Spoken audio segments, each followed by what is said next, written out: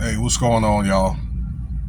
Yeah, I was getting ready to make this video about Kanye's wife here. What's her name? Excuse me, Bianca. I was just starting the video off coughing.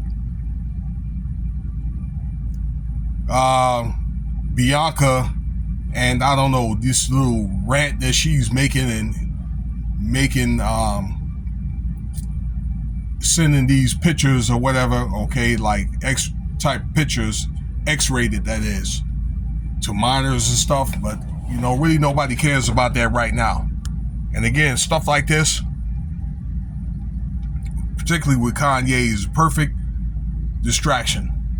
So, I want to get into here this doggone plane crash, all right, suburban Phoenix. All right, it's about 45 minutes northwest of Tucson, okay, in a small area, airport, for like a municipal type airport for small crop duster type planes. Another collision out there near that airport.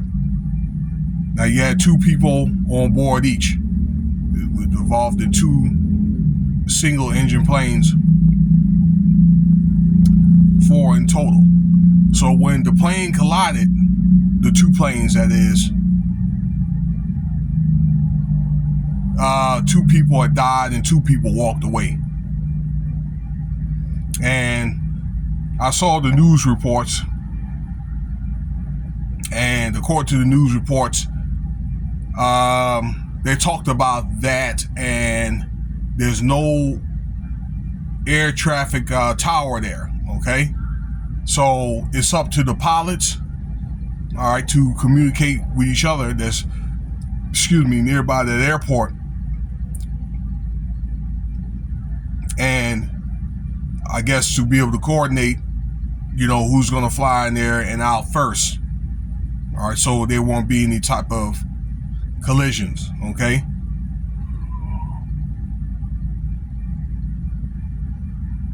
So that's what happened there. And it didn't happen, actually. I'm wondering, how's this happening where they're having these mid-air collisions and these pilots should be able to use sound judgment, and they also have radar and things like that when they're approaching a plane. And if they're getting too close, then the equipment couldn't suggest what direction, to fly, whether they have to hover left or hover right to try to, or upwards to try to avoid the plane, down, okay? And the pilot should, have that type of natural judgment as well when they see an approaching plane on the radar. Some of this equipment, they have, they could put the calculations on there when they land at these airports and things like that, and be able to, they have the ability to abort a certain route. You understand? If they're approaching a plane, an incoming plane, a helicopter, and then get right back on track. If they have to circle around the landing strip and things like that, okay? And it's making me think that these pilots are either flying this equipment into each other, or it could be some AI that's attached to it that's flying these planes, okay, that's overridden and flying these planes into each other. You understand what I'm saying?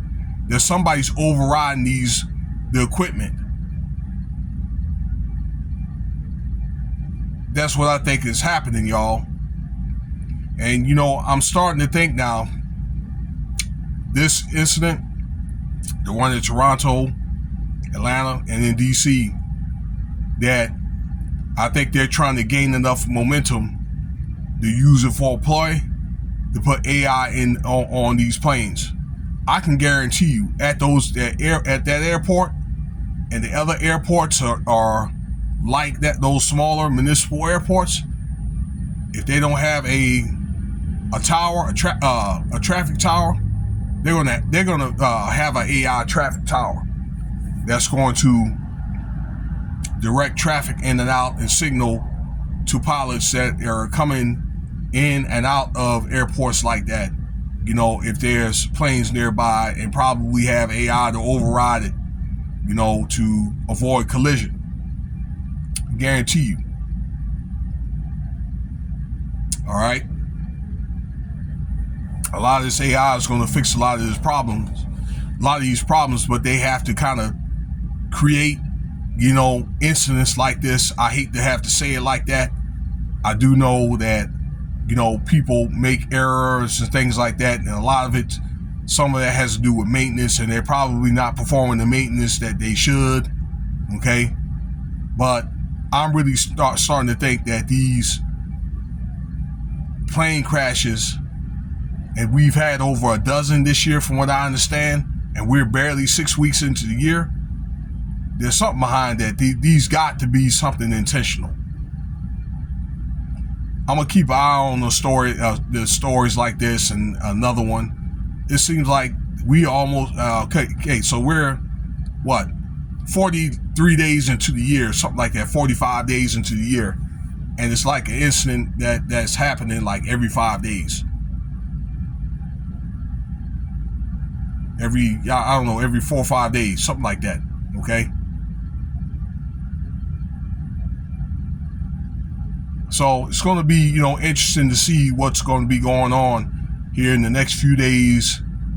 All right, I wouldn't be surprised probably by the end of this week or probably beginning of the next week if we have another incident like this. Let me know what you think about the video here. All right, 2 people died on this, you know, on this incident. The other 2 survived. The people that were on this flight were not identified. Let me know what you think about the video.